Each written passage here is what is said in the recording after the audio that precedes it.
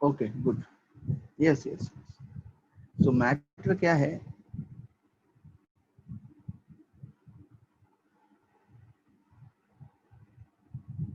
तो उसकी डेफिनेशन मैं लिख देता हूँ।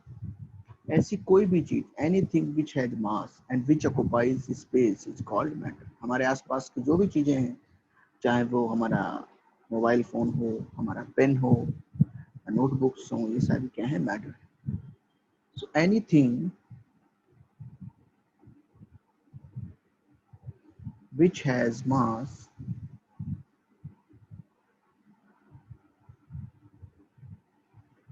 and occupies space is called matter। ये एक चीज है जिसको याद रखना है। फॉर एग्जाम्पल, पेन हो सकता है, नोटबुक हो सकती है, लिविंग ऑर्गेनिजम्स हो सकते हैं,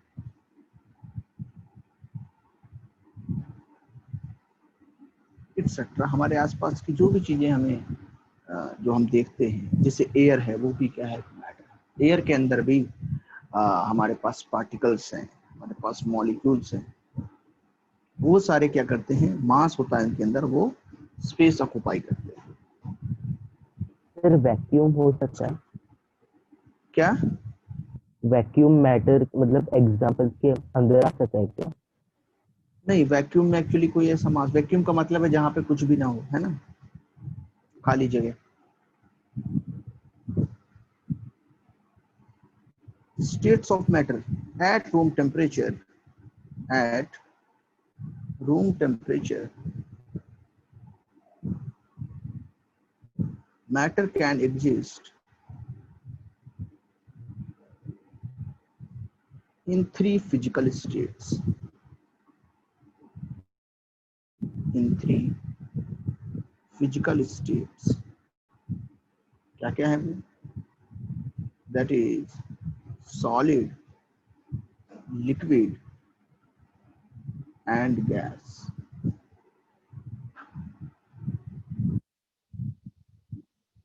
तो ये नोट हो जाए तो बताओ उसके बाद।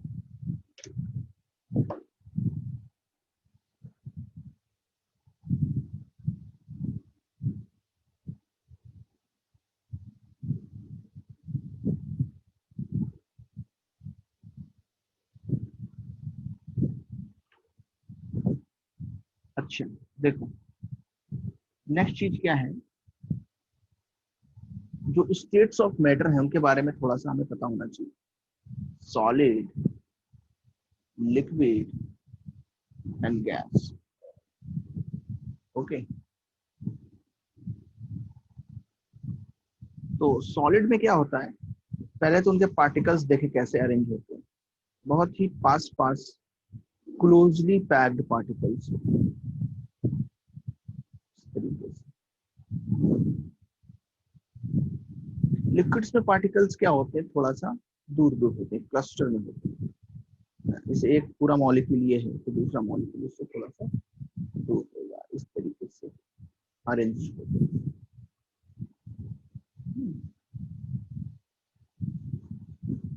इस तरीके से, मतलब ये जो मॉलिक्यूल्स है ये दूसरे को अट्रैक्ट तो कर रहे हैं, but they can slide on each other. They can slide on each other, like पानी जैसा है, उसको जब हम ग्लास में पोर करते हैं, यस, टेबल ड्रॉ कर लो ऐसे, तो ये लिक्विड पार्टिकल्स। और गैस के पार्टिकल्स बहुत ज्यादा फ्री होते हैं। You have to draw table like this. Random लिख सकते हो, रैंडमली अरेंज्ड होते हैं, कोई कोई उसमें वो नहीं होता है। तो ये सॉलिड है। क्या इसमें पॉइंट लिखेंगे नंबर पर, या इससे बुलेट पॉइंट बना के लिखो, कोई नाम नहीं डालो, इस तरीके से स्टार पॉइंट बना के लिखो। Solid particles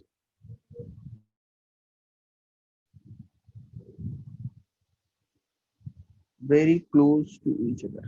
very close to each other, बहुत पास हो।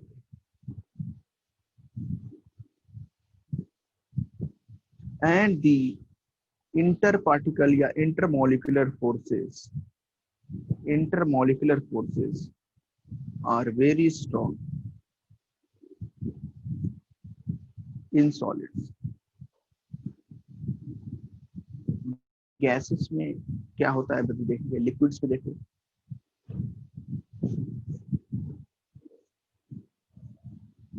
डिस्टेंस बिटवीन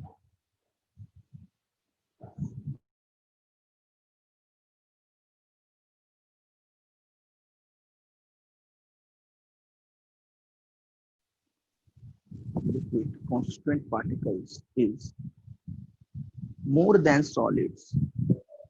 सॉलिड से ज्यादा डिस्टेंस होती है, but less than gases.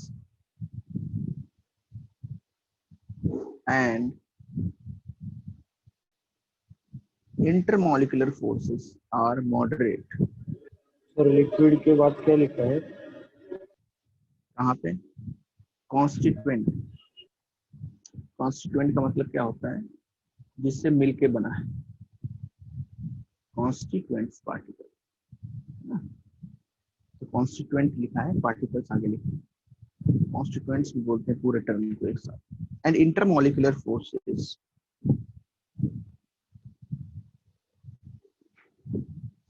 Are moderate. Moderate कहने का मतलब क्या है? सॉलिड से कम है, गैस से ज्यादा है।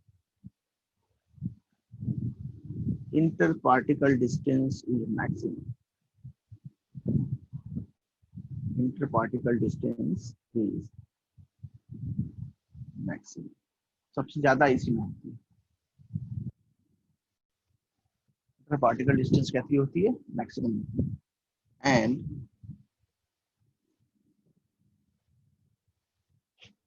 intermolecular forces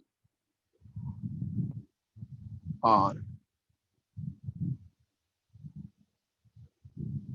very weak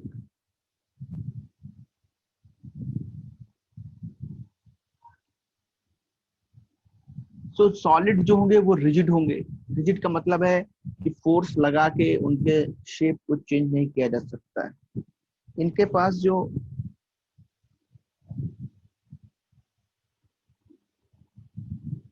इनका जो वॉल्यूम होगा डेफिनेट होगा, शेप भी डेफिनेट होगा।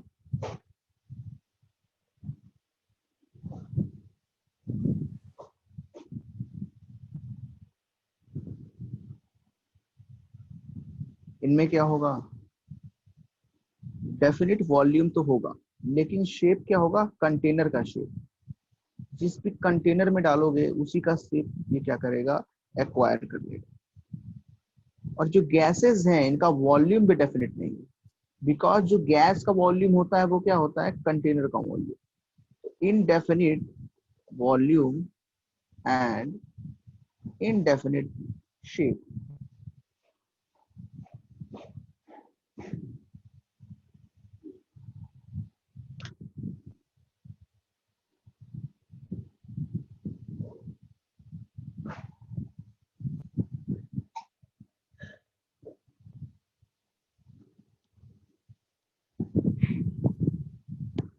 ये चीज जो है वो समझनी है तुम लोग। कितने लोगों ने नोट कर लिया ये? Black box. सर गैसेस के पार्ट में सर ब्लॉक्स है सर।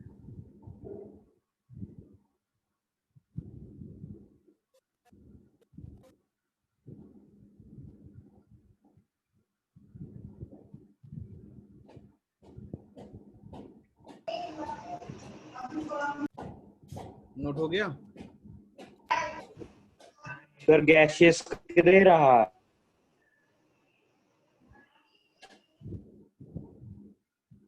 हाँ sir, now it is visible.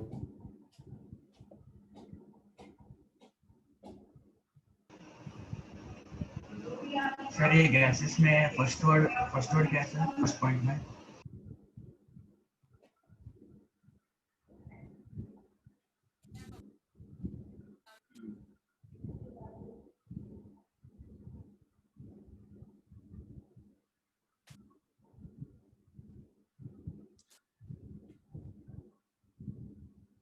Okay हो गया ना। देखो ऐसे ही एक पॉइंट और उसमें बढ़ा लो, ये कैसे होते हैं रिजिड सॉलिड्स।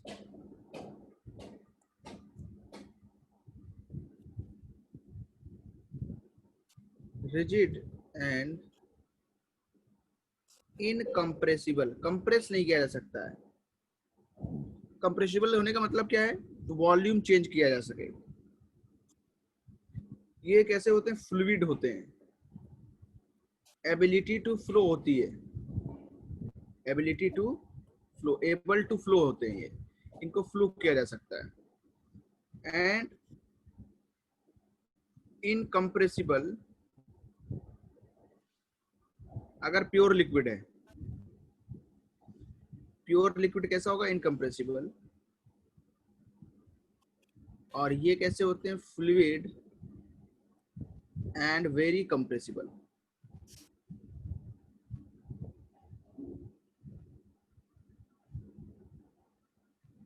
ये हमारा आज का इनका जो है हो गया। सर रिजिड मतलब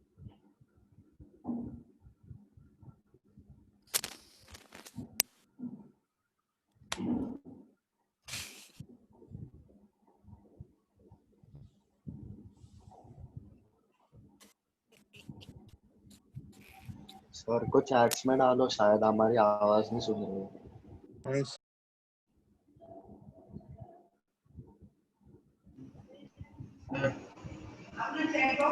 यस यस, देखो सॉलिड क्या होते हैं, रिजिड। रिजिड मतलब क्या है,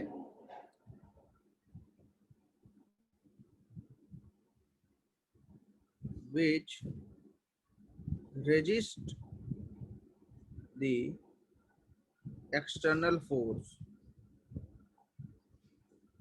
and their shape do not change on applying external force easily.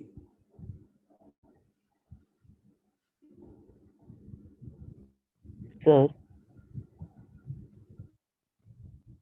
सुन सकता हूँ, सर अभी कोई बोल रहा है आपने क्या बोला, कुछ? हाँ सर मैं बोल रहा हूँ। हेलो सर हेलो बॉक्सर है अभी। no, मैं नहीं सुन पा रहा हूँ क्या बोल रहे हो तुम लोग, मेरा तो ऑडियो कनेक्टेड है।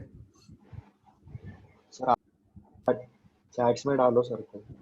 ओके सो सॉलिड क्या होते हैं, रिजिड एंड इनकम्प्रेसिबल। लिक्विड क्या होते हैं, फ्लूइड, फ्लूइड होते हैं, एबिलिटी टू उनके अंदर फ्लो होती है। जैसे पानी डाला तुमने, वाटर पोर किया, ये मान लो सरफेस पे पानी डाला, अब वो क्या होगा, फ्लो होगा। गैस मान लो एक बक्से में डिब्बे में थी, गैस फ्लो होगी। लेकिन सॉलिड अगर है, मान लो सर एक डस्टर है बॉक्सर है तुम्हारे स्क्रीन पास, पे। इसको यहाँ रखा तो वो ऐसे बस रखा रहेगा, it will not flow, sir को आवाज जा ही नहीं रहा है हमारा। इट विल नॉट फ्लो, वो फ्लो नहीं होगा। क्या नहीं होगा, फ्लो नहीं होगा।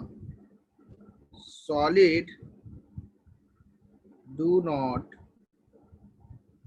फ्लो, है ना, सॉलिड्स फ्लो नहीं होते हैं। नहीं तुम्हारी आवाज नहीं आ रही है, इसको नोट कर लो पहले।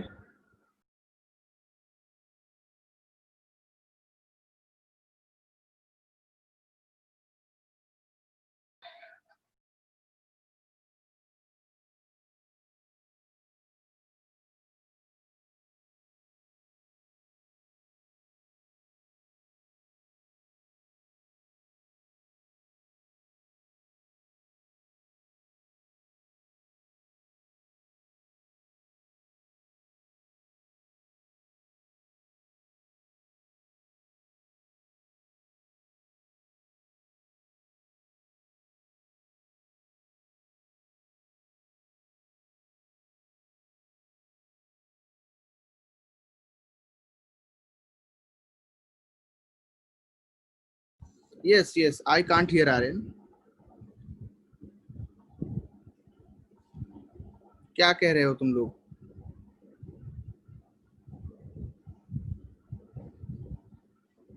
ये नोट हो गया सबका? तन्मय का नोट Yes, हो गया sir. देखो, और किसी का नोट हुआ है? Yes sir. Yes, sir. होगा. नोटेड। निरंजन का भी नोट हो गया। Good, very good.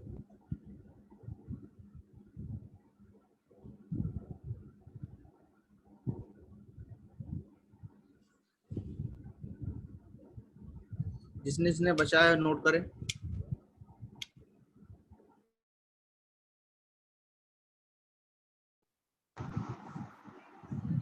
क्या बोल रहे हो बताओ?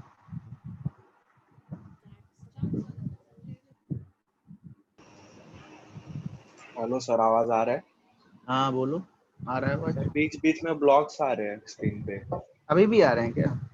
अब भी नहीं आ रहे, पर बीच बीच में आ रहे थे। जब आए तो बताना, उसको रिशेयर करेंगे तो सही हो जाएगा, हाँ सर। है ना? जब उसको जो है रिशेयर करते हैं तो करेक्ट हो जाता है। ये सबने लिख लिया? फ्लूइडिटी समझ में आ गई? फ्लूइड, बताओ फ्लूइड कौन होता है? लिक्विड होता है कि गैस? सर दोनों। दोनों। हाँ, ऐसे याद रखना। दोनों सर। सॉलिड नहीं होते हैं बस, है ना? हाँ सर। अच्छा,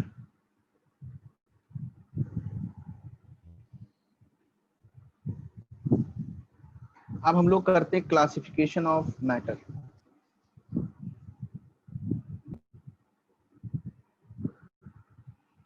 मैटर को क्लासिफाई कर देते हैं हम लोग। तो एक लिस्ट बनाऊंगा, उसको ध्यान रखना। सो मैटर जो है ये दो टाइप का होता है। एक होता है प्योर मैटर, क्या बोलते हैं, प्योर सब्सटेंसेस।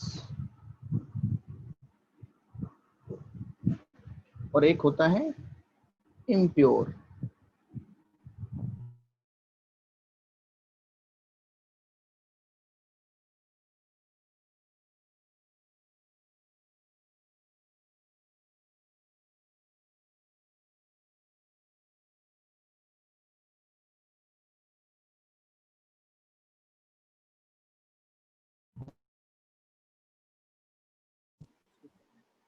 सर आवाज नहीं आ रही आपकी।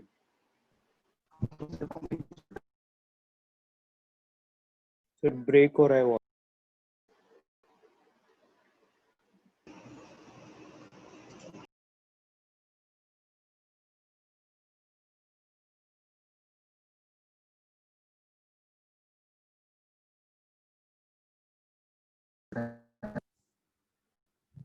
मेटलॉइड या फिर क्या होगा? मेटलॉइड। तीन ही होते हैं इन जनरली, हम लोग ऐसे याद रखते हैं।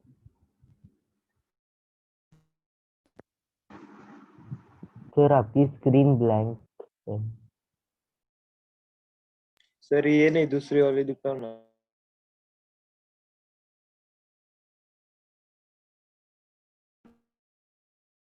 अभी देखो मेरी आवाज आ रही है? सर आ सर रही धीरे है पर बहुत धीरे आ लो आ रही है. हेलो, हाँ किसको अभी आ मेरी रही आवाज आ रही है? हाँ सर है, अभी अभी आ आ रही रही है. हाँ सर अभी आ रही है। देखो आ तो रही है, बहुत सारे बच्चों को आ रही है। है। सर अब भी आ रही है, पहले नहीं आ रही थी।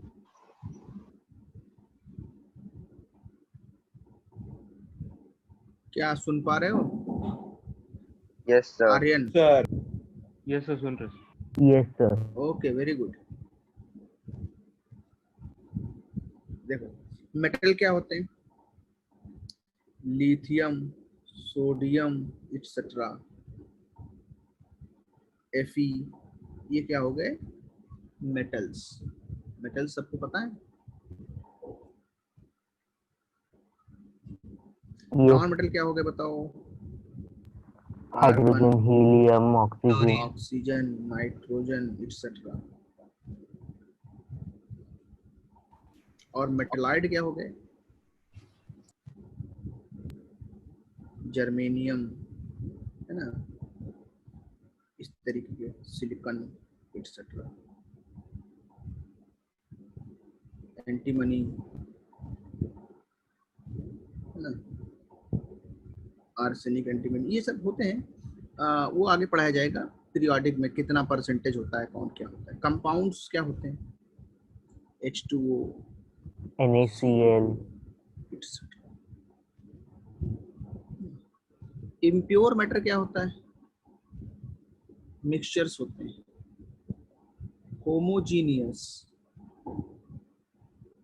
होमोजीनियस मिक्सचर और हेट्रोजीनियस मिक्सचर, होमोजीनियस मिक्सचर और हेट्रोजीनियस मिक्सचर।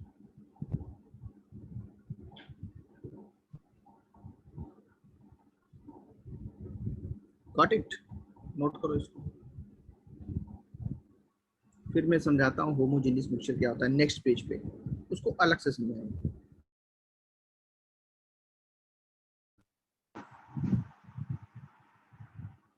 किसी को डाउट तो नहीं है? सर सेकंड वो हेट्रोजीनियस है ना? हाँ, heterogeneous, HATERO, heterogeneous mixture.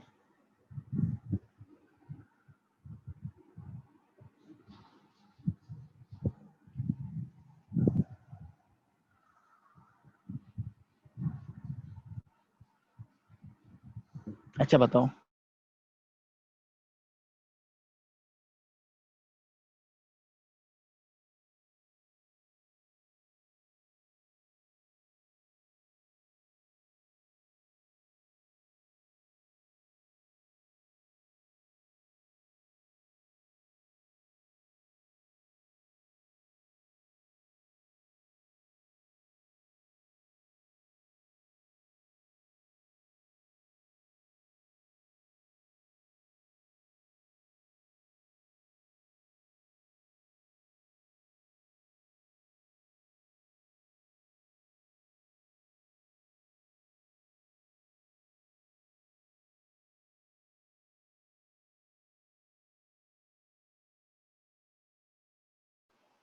Sir आवाज नहीं आ रही।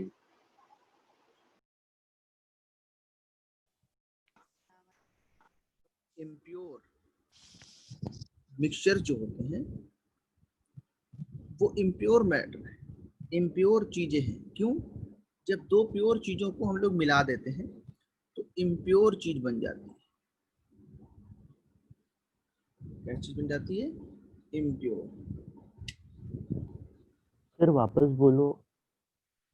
हाँ, मैं क्या बोल रहा हूँ कि जो मिक्सचर्स हैं दैट आर इम्प्योर मैटर, मतलब जैसे हमारे पास प्योर चीजें थी, एक पानी था, एक नमक था, NaCl। NaCl को वाटर में ऐड किया, water is pure, NaCl is pure, but solution of NaCl in water is not pure, it is a mixture, because अब वो ना तो प्योरली NaCl की प्रॉपर्टी शो करेगा, ना तो प्योरली H2O की प्रॉपर्टी शो करेगा, अब वो कोई नई प्रॉपर्टी शो करेगा। मतलब NaCl की प्रॉपर्टी शो करेगा बट प्योरली नहीं। NaCl उसमें है तो NaCl की रिएक्शन भी देगा, H2O उसमें है तो H2O का भी काम करेगा। लेकिन अगर कंपाउंड होता है, कंपाउंड किससे मिलके बना है, देखो H2 प्लस O2 से। बताओ क्या H2O हाइड्रोजन की रिएक्शन शो करेगा? नहीं। क्या H2O ऑक्सीजन की रिएक्शन शो करेगा? नहीं। H2O is a new compound, new matter, new substance, it is pure thing, it will not show the properties of hydrogen, oxygen. तो जो कंपाउंड होते हैं ना वो मिक्सचर नहीं होते हैं, वो एक नई चीज बन जाते हैं, केमिकल बॉन्ड्स के थ्रू बनते हैं। वो जब कंपाउंड बनते हैं तो क्या होता है, पुराने बॉन्ड्स टूटते हैं और नए बॉन्ड्स बनते हैं। लेकिन जब NaCl को वाटर में डालते हैं तो ऐसा कोई इन जनरल मॉलिक्यूल्स के बॉन्ड्स की ब्रेकिंग नहीं होती है ना, उसके अंदर जो है जो प्रॉपर्टीज है वो हमारी बची रहती हैं। NaCl पानी में अगर पड़ा है तो NaCl की प्रॉपर्टीज को शो करता है।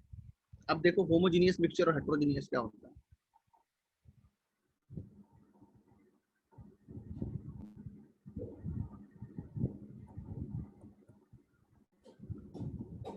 साइड में ही तुम्हारा टाइम जो है बच जाएगा, इसलिए साइड में ही हेट्रोजीनियस भी लिख लो। सर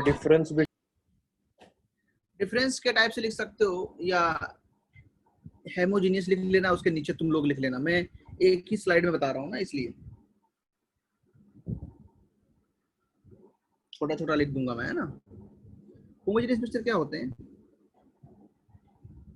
इसमें मिलता है uniform composition. When on mixing two pure substances, if we get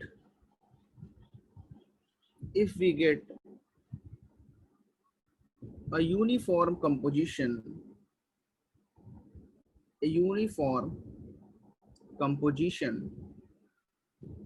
in the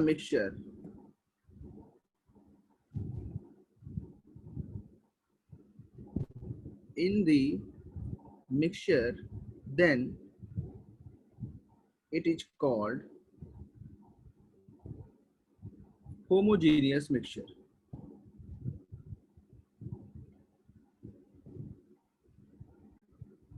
क्या एग्जांपल हो सकता है बताओ?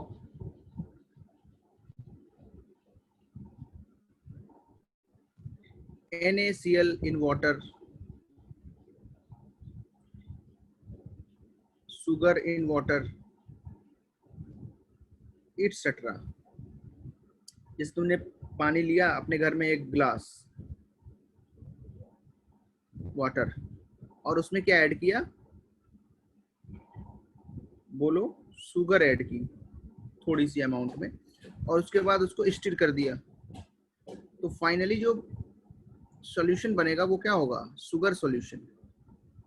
अगर उसको हमने स्टिर कर दिया, उसके बाद हम उसको जब देखते हैं तो क्या होता है? हमको हर जगह यूनिफॉर्म कंपोजिशन मिलता है।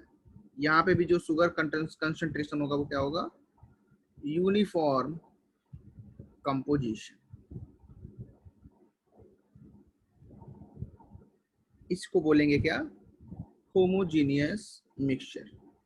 हेट्रोजीनियस में क्या होगा? when on mixing two pure substances, if we get a non-uniform composition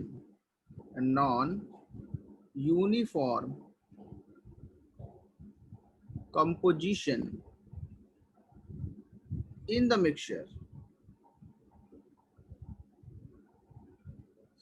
then it is called homogeneous कि heterogeneous? Yes, heterogeneous mixture। क्या एग्जाम्पल होगा बोलो? Sand and water. हाँ, जैसे sand, oil in water। Yes, very good। Sand in water, oil in water, etc। ये तुमने sand लिया, फिर से वही पानी ले आए वाटर, और इसमें इस बार क्या मिलाया? सैंड। क्या देखते हैं हम?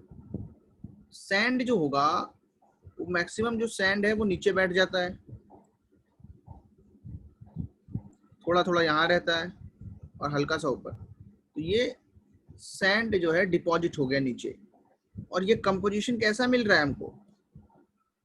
कंपोजिशन कैसा मिल रहा है बच्चों? Non uniform. हाँ, नॉन यूनिफॉर्म। यूनिफॉर्म। तो भी हमको क्या पता चला भाई? ये हेट्रोजीनियस मिक्सचर है। अब बोलो सर, आप होमोजेनियस और हेट्रोजेनियस की और भी पॉइंट्स दोगे? हाँ, मतलब आगे आप और भी पॉइंट्स लिखाओगे? नहीं, हो गया, नोट करो बस इसको। सर वो बाउंड्रीज विजिबल वगैरह भी होता है ना कुछ? क्या? हेट्रोजीनियस में बाउंड्रीज विजिबल होती है? वो आगे आएगा कोलाइडल सॉल्यूशन में, है ना। उसका बहुत सारी चीजें हैं, उसके अंदर इमल्सन है, उसके अंदर कोलाइडल सॉल्यूशन है। होमोजीनियस तो होमोजीनियस होता है, क्यों होता है, क्या रीजन है, ये सारा एक अलग चैप्टर है, उसका नाम है surface chemistry and colloidal solution. तो वो अभी तुम्हारे इसके अंदर जो डीप है उसमें जाने की जरूरत नहीं है, बस इतना याद रख लो हेटेरोजेनियस होमोजेनियस की फिजिकल प्रॉपर्टीज क्या हैं। तो यही है, इसके अंदर यूनिफॉर्म कंपोजिशन होता है और इसके अंदर नॉन यूनिफॉर्म कंपोजिशन होता है। फिर आगे चल के पता चलता है जो इसका पार्टिकल साइज होता है 1 नैनोमीटर से छोटा होता है तो हमारा होमोजेनियस बनता है, 1 नैनोमीटर से 1 माइक्रोमीटर के बीच का होता है तो कोलाइडल बनता है, 1 माइक्रोमीटर से भी बड़ा होता है तो हमारे पास क्या बन जाता है, बोलो, सस्पेंशन। उससे भी ज्यादा होता है तो नीचे बैठ जाता है और बन जाता है प्रेसिपिटेट। इस चैप्टर का नाम क्या है, लिख तो दिया था शुरुआत में, मोल कॉन्सेप्ट और सम बेसिक कॉन्सेप्ट केमिस्ट्री इसको बोल सकते हैं।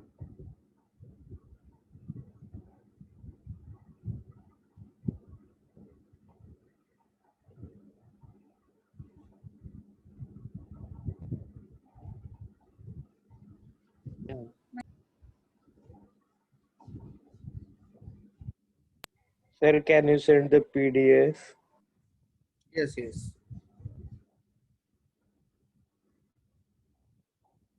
अच्छा, ऐसा ब्लैक बॉक्स आता है, भेज रहा है मुझको, अब नहीं आ रहा है ना ब्लैक बॉक्स? नहीं।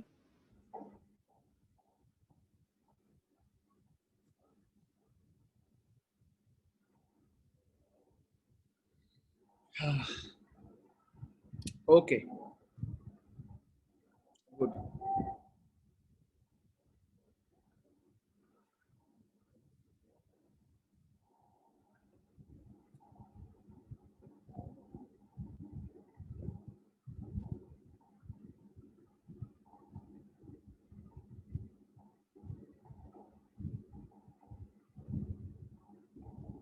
अच्छा, तो जेई में तो ये चैप्टर पढ़ा है ना अच्छे से तुमने, सब समझ में आया था? Yes sir.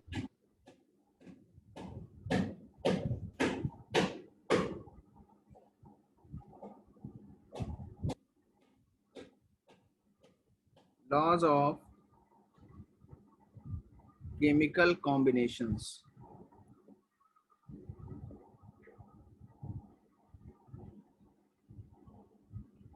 तो ये जो लॉज हैं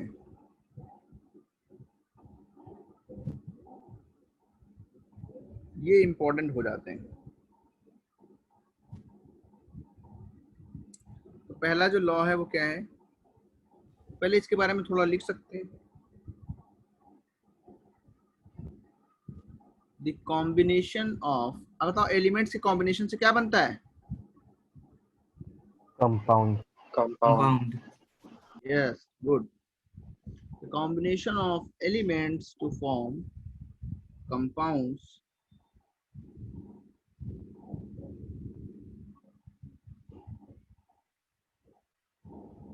is governed by the following 5 laws। 5 ही पढ़ने तुमको, ज्यादा नहीं पढ़ने। पहला लॉ है law of conservation of mass.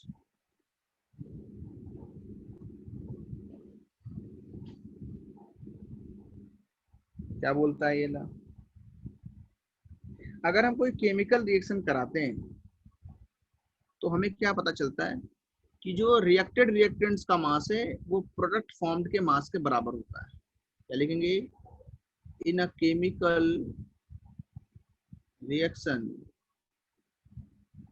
Physical change में भी ऐसा ही होता है। जैसे तुमने आधा किलो पानी लिया, हाफ के जी, उससे आइस बनाई, तो हाफ के जी आइस से हाफ के जी पानी से हाफ के जी आइस बन जाएगा। और अगर मान लो 500 ग्राम लिया था, उसमें से सारा आइस में कन्वर्ट नहीं हुआ, तो फिर क्या होगा, जितना पानी बनेगा बचेगा और जितना आइस बनेगा उनका समेशन भी कितना होगा, 500 ग्राम। मान लो तुमने 500 ग्राम पानी लिया, 400 ग्राम आइस बना, तो पहले से पता रहता है 100 ग्राम पानी बच गया होगा। सही बात है कि नहीं? That is law of conservation of mass. In a chemical reaction the mass of reacted reactants is always equal to the, हमेशा क्या होता है, इक्वल होता है, always equal to the mass of product formed. अभी देखो ध्यान से सुनना, कार्बन और ऑक्सीजन रिएक्शन करते हैं तो क्या बना, CO2। अगर यहाँ पे मैंने लिया 6 ग्राम कार्बन और यहाँ मैंने लिया 16 ग्राम ऑक्सीजन, है ना, तो यहाँ बताओ CO2 कितना बनेगा, 22 ग्राम। 22। हाँ, अब अगर मान लो मैंने यहाँ 7 ग्राम ले लिया कार्बन और यहाँ ऑक्सीजन ले लिया 16 ग्राम, तो बताओ CO2 कितना बनेगा, 22 ग्राम, है ना, और 1 ग्राम ये बच जाएगा, है ना, इस तरीके से। तो बताओ पहले भी कितना था, टोटल 23 ग्राम था, कितना था स्टार्टिंग में, कितना था 23 और फाइनल भी कितना है 22 रिएक्टेड रिएक्टेंट्स कितने हैं इसमें, 22 ग्राम है ना, उनका मास 22 ग्राम के बराबर है। इस तरीके से याद रखना है, जो ओवरऑल मास होगा वो कंजर्व रहेगा। पर वो 1 क्यों नहीं ऐड हुआ? ऐड तो किया ना, ये तो रिएक्टेड रिएक्टेंट्स के लिए। ओवरऑल अगर देखोगे तो यहाँ पे ये तो बच गया है ना रिमेनिंग, इसको तो ऐड कर लेंगे दोनों तरफ, क्योंकि ये शुरुआत में भी था लास्ट में भी था, है ना। हाँ सर। ओके, रेंज प्रॉब्लम, ठीक है जी, इसको नोट करो जल्दी। कितने लोगों ने नोट किया था ये?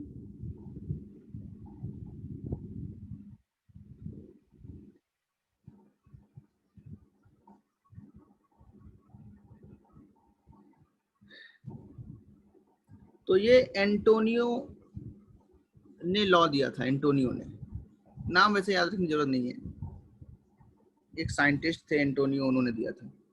एंटोनी कई जगह लिखते हैं, कई जगह एंटोनियो भी लिखते हैं कई जगह।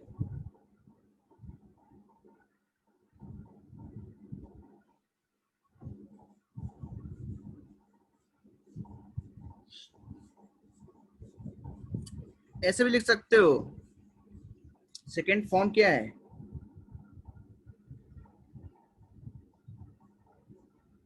in a chemical reaction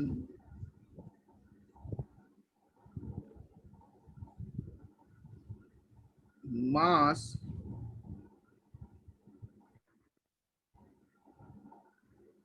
before the starting of chemical reaction is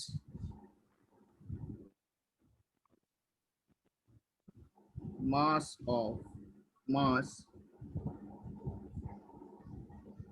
after the completion of chemical reaction, मतलब जब रिएक्शन ऑलमोस्ट स्टॉप हो जाएगी। तो पहले मास कितना था 23 ग्राम और बाद में मास कितना है 23 ग्राम। या बहुत ही सिंपली ऐसे भी लिख सकते हैं, in a chemical reaction mass is always conserved, एक लाइन में भी समझ सकते हैं। हाँ और सर आपने इधर क्या लिखा है, T=0 और T=T वाला? मतलब T टू इनिशियल टाइम, जब रिएक्शन जस्ट स्टार्ट की थी, जब कार्बन डाला ऑक्सीजन डाला तो CO2 कितना था बताओ, 0। और जब टाइम T मतलब जो फाइनली देखा है रिएक्शन जब कंप्लीट हो गई, तो ये तो 1 ग्राम बचा, ये 16 ग्राम का 16 ग्राम रिएक्ट कर गया और CO2 22 ग्राम बचा, है ना। तो अभी देखो कितना मास टोटल था, फाइनल और इनिशियल कितना है, इक्वल है। इक्वल है। Equal, okay.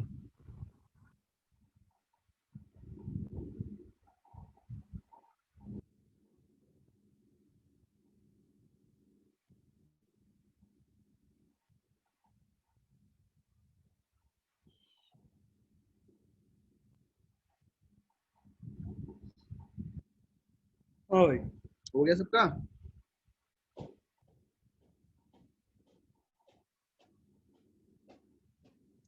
न्यूक्लियर रिएक्शन में नहीं लगेगा ये आर्यन।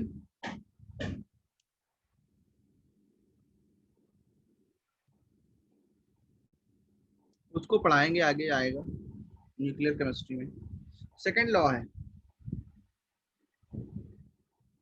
लॉ ऑफ डेफिनिट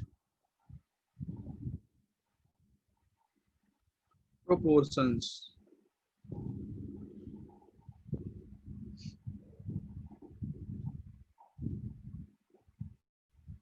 क्या ये कहता है? कंपाउंड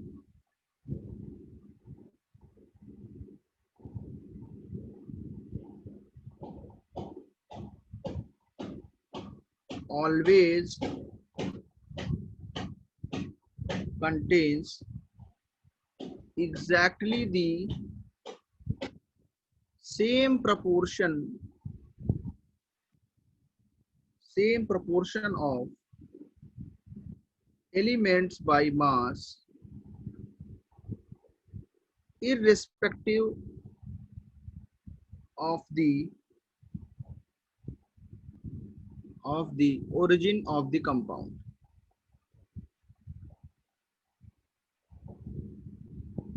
या ऐसे लिख सकते हैं, ये जो लॉ दिया था ये प्राउस्ट ने दिया था। किसने दिया था? प्राउस्ट, जे प्राउस्ट, जोसेफ प्राउस्ट। क्या उन्होंने बोला था? जैसे H2O है फॉर एग्जांपल, पानी है, तो पानी चाहे टैप वाटर का हो, चाहे सी वाटर का हो, या फिर आरओ वाटर का पानी ले आओ, लेकिन जो वाटर है, वाटर पानी, उसका फॉर्मूला क्या चेंज होगा? No sir. भाई तो वही रहेगा।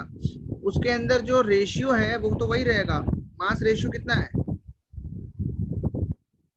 2:16, 1:8। क्या है? कांस्टेंट और डेफिनिट। इसलिए इस लॉ को क्या बोलते हैं? Law of constant proportion. Also इसको क्या बोलते हैं? Law of constant proportion. इसको नोट कर लो जल्दी से।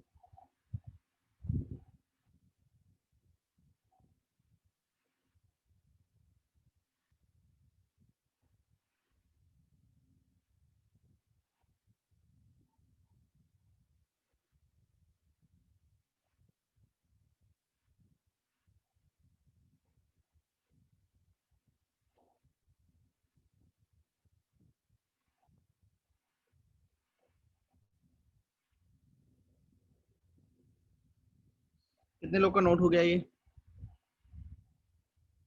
सर लास्ट लाइन चालू है। अच्छा ठीक।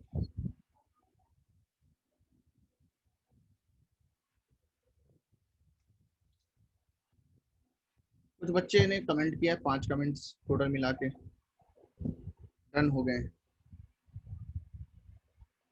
आज का सीए वाला पेपर है, आज नहीं बनाया मैंने, बिनानी सर ने बनाया आज का। मेंस का पेपर कैसा था? टफ था कि इजी था?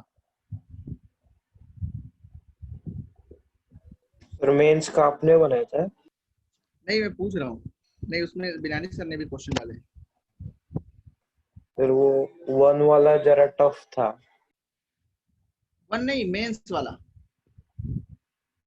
हाँ मेंस इजी था सर। मेंस इजी मेंस था। टफ था?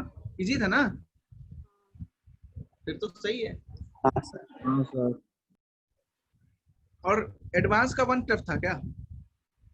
हाँ सर, उसमें 2-3 क्वेश्चन बहुत हार्ड थे, बड़ा बहुत सॉल्विंग करना से। मेंस इजी था ना बस?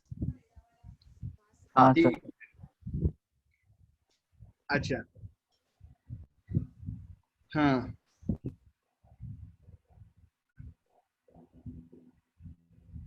देखो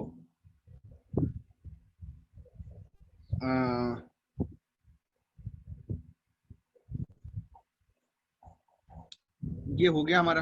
अब थर्ड लॉ आ जाओ, जो कि आज लास्ट पढ़ेंगे, फिर नया नेक्स्ट पढ़ेंगे। लॉ ऑफ मल्टीपल प्रोपोर्शन, क्या नाम है इसका? ये सब लॉज बोर्ड्स के लिए इंपॉर्टेंट हैं, 1-2 नंबर में आ जाते हैं ना। बोर्ड्स तो मतलब नहीं, जो स्कूल एग्जाम्स होंगे, बोर्ड्स तो 11th का नहीं होता है। तो लॉ ऑफ मल्टीपल प्रोपोर्शंस, ये जो लॉ है काफी इंपॉर्टेंट लॉ है। किसने दिया था इसको? सर ये सब लर्न करने पड़ेंगे। हाँ, एग्जाम्स के लिए यूनिट टेस्ट वगैरह जो होंगे, जो एनुअल होंगे, हाफ एनुअल होंगे, है ना, हाफ ईयरली जो होंगे, सेमी एनुअल जो भी है, उसके लिए क्या था according to this law. According to, तुम लोग को तो ये आता ही होगा ना, बट मैं लिखा दे रहा हूँ ताकि लिखना आ जाए। If two elements can combine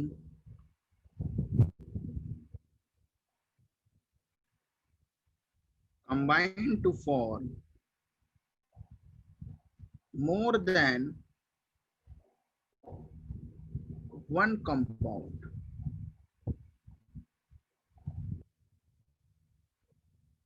the masses of one element that combine, एक को फिक्स कर देंगे ना, एक अलग वाले को फिक्स नहीं करेंगे। The masses of one element that combine with a fixed mass of,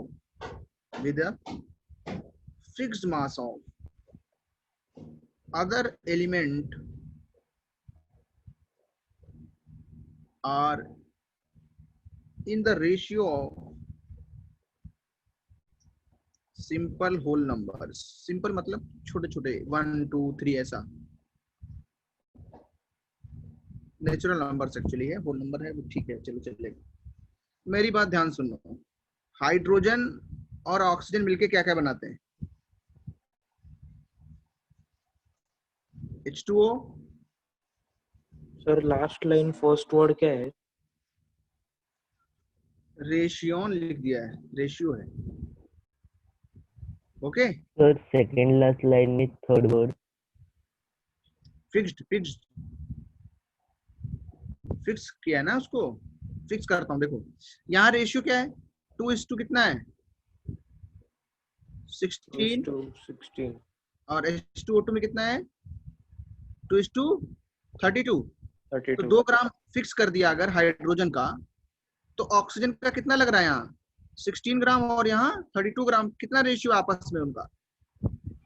1:2। हाँ, ये देखो होल नंबर है कि नहीं? यस। यही हमारा है लॉ ऑफ मल्टीपल प्रोपोर्शंस। ये यहाँ तक लिखो, इसके आगे नेक्स्ट करेंगे, क्योंकि जो अभी लॉ आएंगे उसमें समझना ज्यादा है, उनमें टाइम ज्यादा लग जाएगा। अभी तुम्हारा गैप है 10-15 मिनट का, उसको उसमें जो है रेस्ट करो, उसके बाद फिर स्टार्ट होगी दूसरी क्लास। सर आप ग्रुप पर वो पीडीएफ डाल सकते हैं क्या जो पोर्शन डिलीट हुआ है? हाँ, वो डालता हूँ। हाँ चलिए। ड्रॉबैक्स नहीं, ड्रॉबैक्स नहीं लिखते हैं इसके। ड्रॉबैक्स तो है ही इनके सबके ड्रॉबैक्स हैं, वो तो जेई में पढ़ लिए, बोर्ड्स में नहीं लिखते, समझ रहे हो कि नहीं? और boards drawbacks are not that much important, because we have to write everything in boards. तो ड्रॉबैक्स लिखने के लिए नहीं आते हैं ना, समझना है तो वो तो जेई में हो ही गया है भाई। बहुत सारे ऐसे कंपाउंड्स जिसमें सिंपल रेशियो नहीं मिलेगा।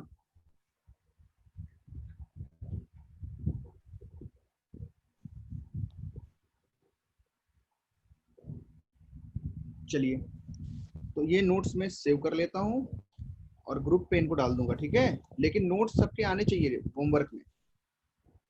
होमवर्क में क्या करना है तुमको? सर ये नोट सेंड करने? हाँ, होमवर्क में नोट सेंड करना, ठीक है? सर ये अभी लिखा वो? हाँ वही, बहुत लोगों ने नहीं लिखते हैं ना, इसलिए। ओके ओके सर, चेक करूंगा मैं आप भी किसी भेज दूंगा। लिखा है कि नहीं। हाँ हाँ सर अभी भेज दो, आप कोई भी दिक्कत सेंड नहीं। करते हैं। हाँ सर कहाँ पे सेंड करना है सर? मुझको सेंड कर देना है ना, पीडीएफ सेंड करना। सर आपका नंबर नहीं है। अभी ग्रुप पे डालेंगे, अभी देखो। हाँ ठीक है सर। अभी ग्रुप पे ये पोस्ट करेंगे ना, वही वाले नंबर पे। ठीक सर। होमवर्क अभी नोट्स के अलावा कुछ नहीं है, अभी आगे नोट्स जो आएगा वो पूरी एक बार में एक्सरसाइज बताएंगे, वो अलग है। जो तुम्हारी स्टेट बोर्ड वाली होगी वो डिफरेंट है। चलिए,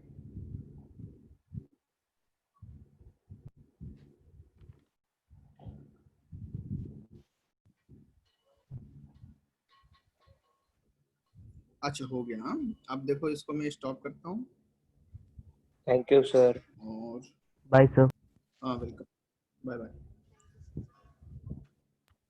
बाय सर। और क्लास नहीं है क्या? आ जाओ। हे आईटी की सर है ना, और 2 है। फिजिक्स और आईटी की। अच्छा, फिर से ज्वाइन करना चाहिए। अच्छा है, चलो मैं इनको होस्ट बना देता हूँ।